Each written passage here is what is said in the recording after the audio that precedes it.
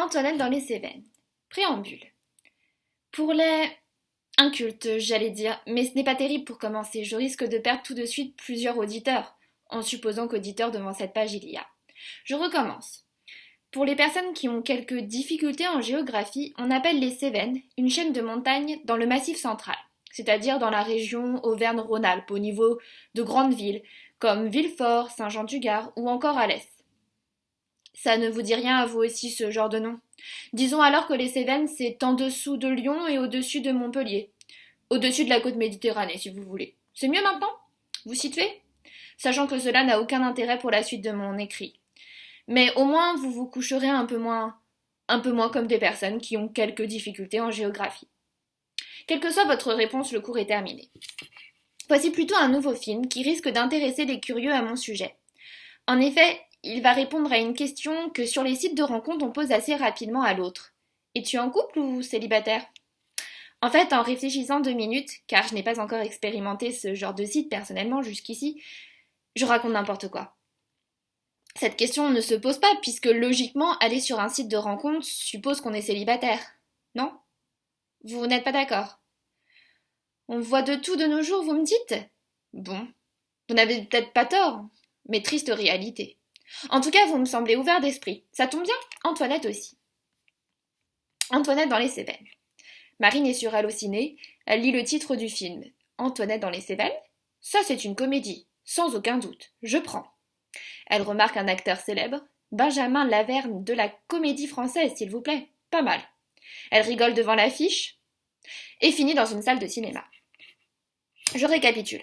Un titre qui indique tout de suite le genre, la comédie, un acteur célèbre et, cerise sur le gâteau, une affiche avec un âne au milieu d'une montagne ensoleillée. C'est bon. Ma séance ciné est programmée. Et je ne suis pas déçue, car de nouveau j'ai l'occasion de m'identifier dans le personnage principal, à savoir une maîtresse de CM2 jouée par Laure Calamy.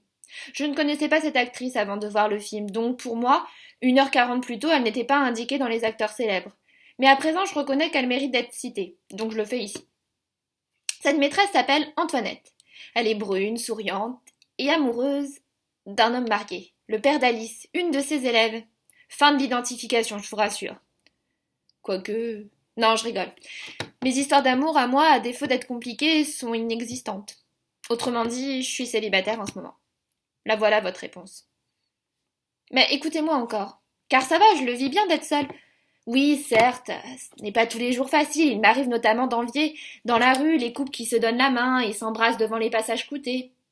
Mais ça va, comme ma grand-mère, comme on dit, il vaut mieux être seul que mal accompagné. Et puis, qu'on soit deux ou un, la vie en général n'est pas facile. Ainsi, comme toute personne, j'ai mes hauts et mes bas, et être en couple n'y changerait pas grand-chose. J'ai eu quand même beaucoup de gros bas ces dernières années. Mais de tout ça, je vous parlerai un petit peu plus tard, quand nous aurons fait plus ample connaissance. D'ailleurs, ça suffit la thérapie. Même si j'ai tendance à m'éloigner de mes sujets de départ, il est important qu'un fil conducteur demeure du début à la fin de chaque texte. Donc revenons à Antoinette. Moi, je ne suis pas malheureuse, je ne recherche pas l'amour à tout prix. Au contraire, je me dis que ça viendra quand ça viendra. Je suis jeune encore de toute façon. J'ai le temps. N'est-ce pas, Antoinette? Antoinette, elle est comme moi. Elle prend ce qui lui vient. Elle ne contrôle pas, quitte à multiplier les histoires d'amour. Au début du film, elle aime donc un père d'élève, Vladimir. Comme il lui promet de quitter bientôt sa femme, Antoinette est heureuse. Elle trouve même leur rendez-vous parents-enseignants fort amusant. Mais 3 jours avant les grandes vacances scolaires, alors qu'ils avaient prévu de passer du temps tous les deux, Vladimir annonce à Antoinette qu'il va finalement partir avec sa femme et sa fille une semaine dans les Cévennes pour faire de la randonnée. La jeune maîtresse est très déçue. Elle l'est tellement que, sans réfléchir, elle décide de suivre Vladimir sur son lieu de vacances. Que fera-t-elle une fois là-bas? Antoinette n'en a aucune idée. Mais il est trop tard pour faire marche arrière. Le séjour est payé et non remboursable, comme le lui rappelle gentiment l'hôte du premier gîte dans lequel elle débarque. Pas de Vladimir en vue, malheureusement. Mais un âne est là, prêt pour la randonnée de 6 jours à laquelle Antoinette s'est inscrite. Il s'appelle Patrick, il est gris, têtu et gourmand. La jeune femme, qui ne perd pas espoir de croiser en chemin son amant, finit par se lancer dans l'aventure. Mais dès la première étape, elle rencontre des difficultés. En effet, son âne semble avancer uniquement quand il en a envie. Après de bonnes journées de marche, alors qu'elle désespère de revoir son amoureux, Antoinette se met à parler à Patrick, et ce dernier commence à écouter ses ordres. Ça tombe mal. car Antoinette à ce moment-là ne sait plus où elle est. Elle a en effet perdu de vue les balises qui lui indiquaient la route. Tout ça à cause de 2 ou 3 SMS langoureux mais sans intérêt de son cher Vladimir. Antoinette passe alors sa première nuit à la Belle Étoile, et le lendemain, alors qu'elle croit avoir retrouvé son chemin, elle arrive au gîte qu'elle a quitté la veille. C'en est trop maintenant, elle rentre à Paris. Quand soudain elle entend « Maîtresse ?» Alice arrive en effet à sa rencontre, sans cacher son étonnement. Mais oui, Alice, les maîtresses ont, elles aussi, droit à des vacances. Vladimir et sa femme sont juste derrière la petite fille. Vladimir est mécontent contre Antoinette. « Tu es folle !» Alors quand l'épouse de son amant lui propose de marcher avec eux, Antoinette accepte. Mais la femme cocu n'est pas dupe. Elle a compris la relation qu'Antoinette entretenait avec son mari et la prévient. Vladimir ne la quittera jamais. Il l'aime. Il a juste des besoins particulièrement importants qu'elle ne peut pas satisfaire seule. Et elle l'accepte. Antoinette réalise alors qu'elle n'est pas la seule amante du père d'Alice. Elle est en colère et tente de fuir avec Patrick loin de cet homme affable. Mais elle tombe et se fait mal à la cheville. Ça lui servira de leçon, une de plus à transmettre aux futures générations. Fin de l'histoire.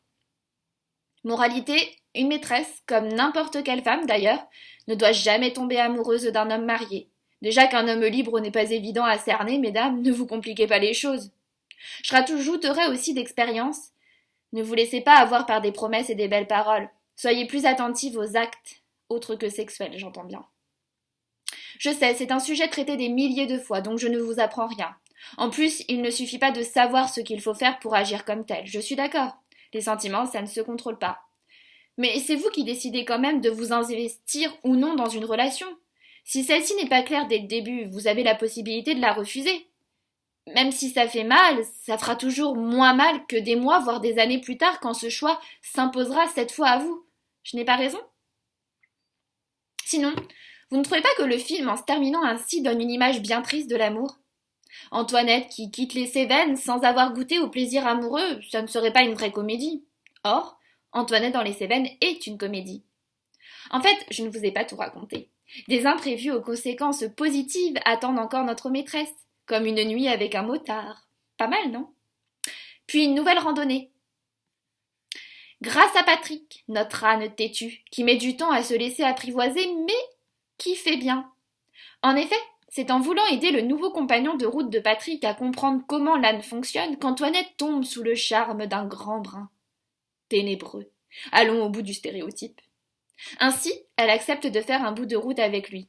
De quelques minutes ? De quelques heures ? D'un ou 2 jours ? D'une vie, qui sait ? Nouvelle moralité. C'est en n'attendant rien de la vie que tout arrive. Car même si le film se termine en pleine montagne avec 2 randonneurs, tout habillés, qui font connaissance séparés l'un de l'autre par un âne, la suite on la connaît. Ou en tout cas, on en souhaite une en particulier. Une qui fera le bonheur d'Antoinette. Une du genre « L'amour est dans la montagne ». Si je m'approprie encore un petit peu cette histoire, j'en viendrai à me dire « Maîtresse Marine, attention, ne tombe pas amoureuse d'un des pères de tes élèves. Même si ce sont quasiment les seuls hommes que tu croises au sein de ton métier, ce n'est pas la meilleure solution. Un jour, ton prince, ne mâchons pas les mots, viendra. Quand tu ne l'attends plus, quand tu ne le cherches plus, à point nommé. » Je terminerai ce nouveau texte avec une remarque sur les bienfaits qu'apporte un animal dans la vie. Ne vous moquez pas, c'est important, il faut le rappeler. En effet, sans Patrick, Antoinette n'aurait pas reparlé avec amusement de sa vie amoureuse, de son premier baiser à Vladimir. Sans Patrick, elle n'aurait pas profité, comme elle l'a fait, des paysages montagneux et du silence. Enfin, sans Patrick, je suis désolée, mais Antoinette n'aurait pas fait de nouvelles rencontres amoureuses. Lika, on va se promener ?